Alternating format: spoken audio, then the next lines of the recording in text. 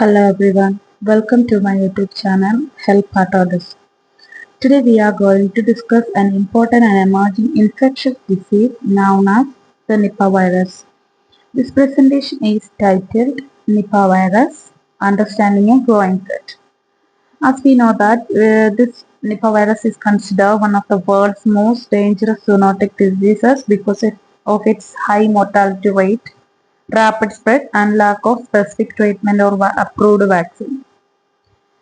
In this video, we will explore what Nipah virus is, how it spread, symptoms, clinical stages, recent outbreaks, and epidemiological data, diagnostic methods, current treatment and supportive care, preventive and control strategies, future research and vaccine development.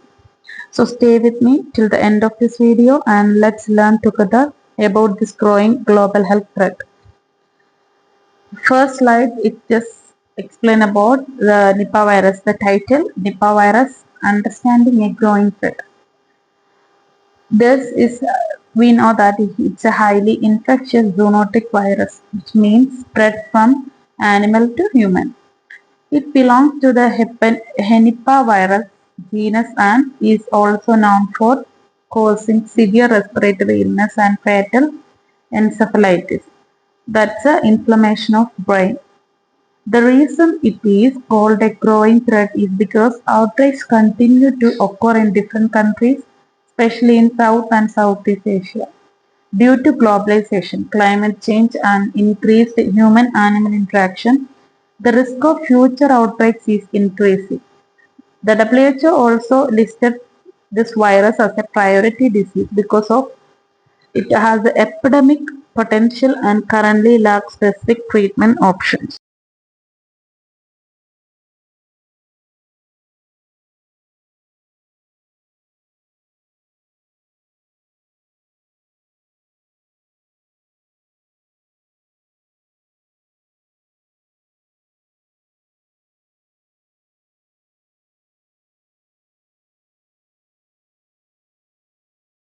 Emergence of Nipah virus. This slide explains the origin and discovery of Nipah virus, and it first identified in 1998 and during an outbreak among pig farmers in Malaysia. The outbreak caused severe respiratory illness and encephalitis among humans. The virus was named after Kampung Sangkai Nipah, a village in Malaysia, where one of the first outbreaks occurred. Researchers later discovered that fruit bats of the Pteropus species, also known as flying foxes, are the natural reservoir host of the virus. These bats carry the virus without becoming sick. This slide also highlights why Nipah virus is considered a major global health concern because its high mortality rate and ability to infect multiple animal species, potential for human-to-human transmission, lack of approved antiviral treatment or vaccines. And because of these reasons, WHO classified this virus as a priority pathogen requiring urgent research and surveillance. The natural host and transmission include the Nipah virus are fruit bats, especially flying foxes. These bats spread the virus through saliva, urine, and particularly eaten foods.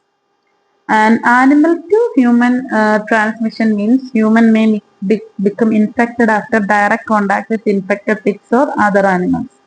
Contaminated food means one of the most common transmission routes is consumption of fruits or raw date palm sap contaminated by infected bats. Human to human transmission means close contact with infected patients, so especially caregivers and healthcare workers, can result in transmission. This makes infection control practices extremely important during outbreaks. The next slide explains about the geographical distribution. An Asian and endemic, and this virus primarily found in South and Southeast Asia. Countries affected include Malaysia, Bangladesh, India, Singapore, and the Philippines. And Bangladesh and India experience outbreaks more frequently because of close interaction between humans, bats, and contaminated food sources. In India, outbreaks have mainly been reported in Kerala and West Bengal. Environmental factors such as deforestation, habitat destruction, and urbanization increase the contact between human and infected bats, contributing to the spread of the disease. Epidemiological data and outbreaks. The key statistics include mortality rate is 40 to 75%, and incubation period from 4 to 14 days. A higher one is 45 days. High fatality compared to many other viral infections, and also the recent outbreaks in countries like Bangladesh and India also highlighted in this slide. And the important point is that some outbreaks showed evidence of human to human transmission, especially in hospital settings. High mortality rates makes Nipah virus one of the deadliest emerging viral disease. The geographic distribution and transmission patterns include this disease spread more easily in areas where people consume raw date palm sap and also close animal-human interaction, healthcare infection control, which is very weak, and also super spreading events may occur where one infected person can infect many others. So that means rapid identification of cases, isolation of infected individuals, contact tracing, public awareness, and these also very need for in these cases. Early interventions can significantly reduce outbreak severity. The symptoms and clinical stages include early symptoms such as fever, headache, sore throat, vomiting, fatigue, and after disease progress, patient may develop severe respiratory symptoms such as difficulty in breathing, persistent cough, and the neurological symptoms like dizziness, confusion, seizures, and in severe cases, patient may rapidly progress to coma and death. The neurological damage caused by Nipah virus can also lead to long-term complications in survivors. And next one is prevention and control. This focus on preventive strategies since there is no definitive cure. Prevention is the best approach. Important preventive measures include avoiding contact with sick animals, washing fruits thoroughly, avoiding raw date palm sap, practicing proper hand hygiene, and using personal protective equipment in healthcare settings. Public awareness campaign and rapid outbreak response are also essential for controlling transmission. Next is diagnostic tests. Early diagnosis is critical for preventing outbreaks.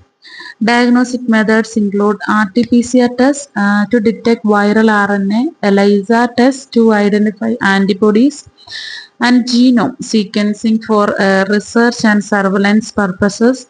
Accurate laboratory diagnosis help in early isolation of infected individuals and improve outbreak management. And the search for treatment includes currently there is no approved specific antiviral drug or vaccine for Nipah virus infection.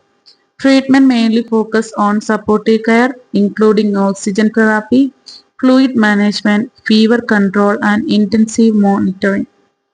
Scientists around the world are currently actively researching antiviral drugs and vaccine candidates to reduce future outbreaks risk.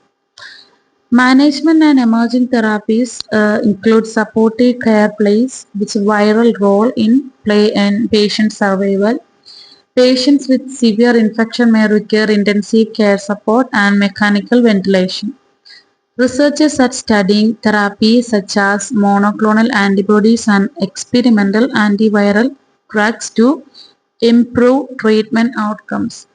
Although some therapies show promise, more research and clinical trials are still needed.